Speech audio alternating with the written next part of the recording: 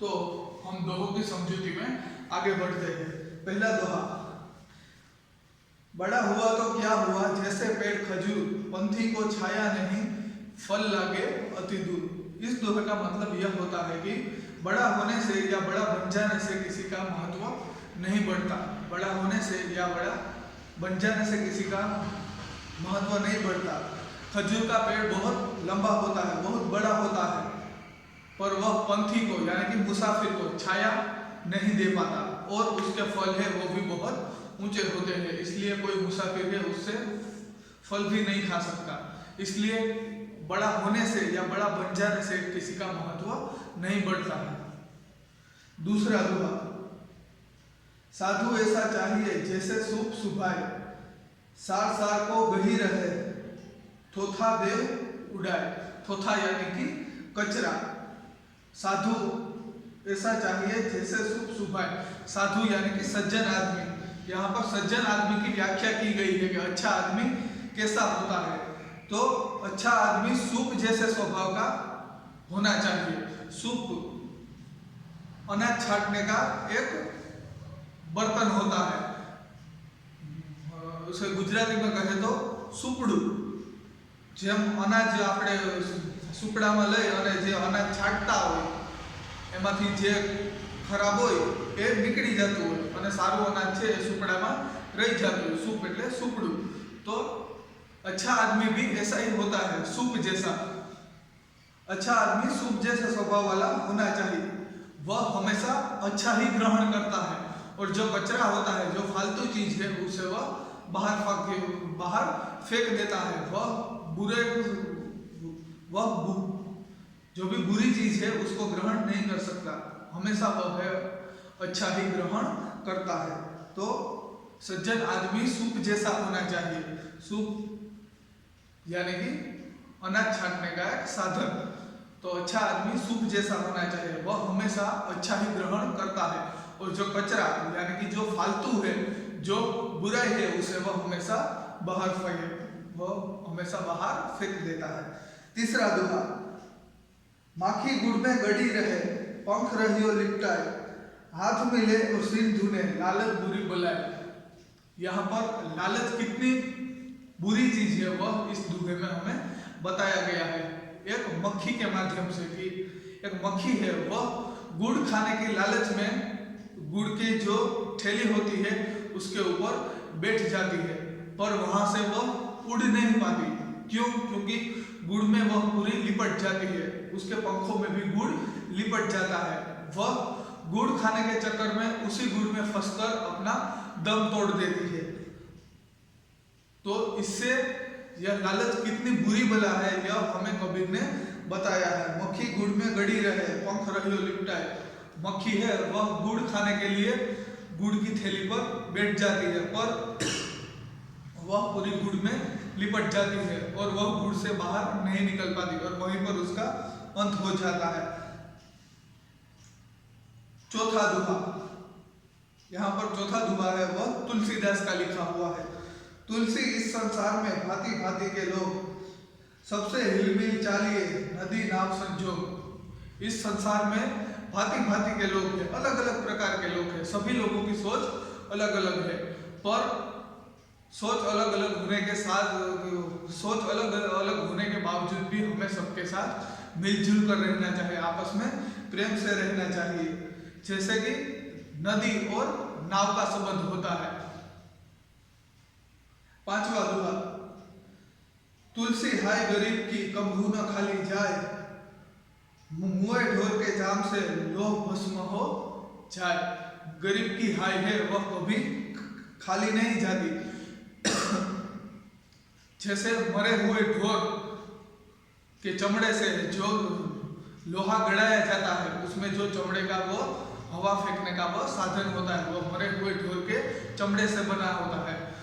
वह गर्म हवा फेंकता है और उससे लोहा भी भस्म हो जाता है।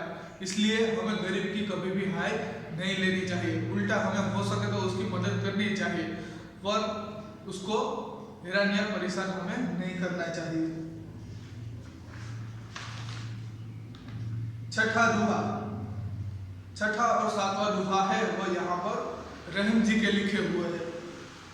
रहीमन धागा प्रेम का मत तोड़ो चटकाए, टूटे से फिर ना जुड़े, जुड़े गांठ पड़ जाए। यहाँ पर रहीम जी ने संबंध के बारे में बताया गया है, प्रेम के बारे में लिखा है कि हमें कभी भी कोई संबंध है वह प्रेम का संबंध है वह कभी भी हमें तोड़ना नहीं चाहिए। हमें किसी के साथ भी विश्वासघात नहीं करना चाहिए, क्योंकि अगर वह संबंध एक बार टूट जाता है तो वह फिर से नहीं जुड़ पाता, और अगर हम वह संबंध फिर से जोड़ भी ले तो उसमें गांठ पड़ जाती है, यानी कि वह व्यक्ति जिसके साथ हमने विश्वासघात किया है वह पूरी तरह से दोबारा हम पर विश्वास नहीं कर सकता। इसलिए हमें किसी भी संबंध में किसी भी व्यक्ति का विश्वास तोड़ना नहीं चाहिए। 7वां दोहा, तरुवर फल नहीं खात है, सरोवर पियर ना पानी, कही रहीम पर काज ही संपत्ति संचही सुजानी। कि चतुर व्यक्ति कैसा होता है, कि एक सज्जन व्यक्ति कैसा होता है, इसके बारे में हमें यहाँ पर रहीम जी ने बताया है कि जैसे तरुवर फल नहीं खाता है, तरुवर यानी कि पेड़ अपने फल है वह खुद नहीं खा जाता है, सरोवर है वह अपना पानी खुद नहीं पी जाता है, इसी तरह एक सज्जन व्यक्ति है वह कभी भी अपने लिए संपत्ति इकट्ठी नहीं करता, वह दूसरों की भलाई के लिए संपत्ति का संग्रह करता है, अपने हित या अपने स्वार्थ के लिए वह संपत्ति का संग्रह नहीं करता। 8वां और आखिरी दोहा, रहीमन देखी बड़ेर को लघु न दीजिए डारी, जहां काम आवे सुई कहां करे तलवारी। यहाँ पर हमें सभी के साथ सम्मान से रहना चाहिए, इस बात को सिखाया गया है कि हमें बड़ों को देखकर छोटों का है वह बड़ों को देखकर हमें छोटों के उपेक्षा नहीं करनी चाहिए, कि जहां काम कोई सुई कर सकती है वह काम है वह तलवार नहीं कर सकती। बड़ों को देखकर हमें छोटों की उपेक्षा नहीं करनी चाहिए, छोटों का अपमान नहीं करना चाहिए, क्योंकि जहां कोई बड़ा काम नहीं आ सकता वहां पर एक छोटा आदमी भी काम आ जाता है।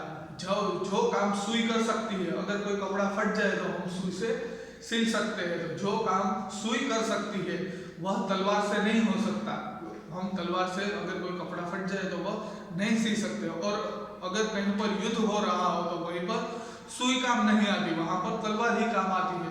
इसलिए सभी का अपना अपना महत्व है, जो काम सुई कर सकती है वह तलवार नहीं कर सकती। इसलिए जहां हमें कोई बड़ा आदमी काम नहीं आ सकता वहां पर कोई छोटा आदमी भी हमें काम आ जाता है। इसलिए बड़ों को देखकर हमें छोटों की उपेक्षा नहीं करनी चाहिए, छोटों का अपमान नहीं करना चाहिए, सभी को एक समान मान सम्मान देना चाहिए।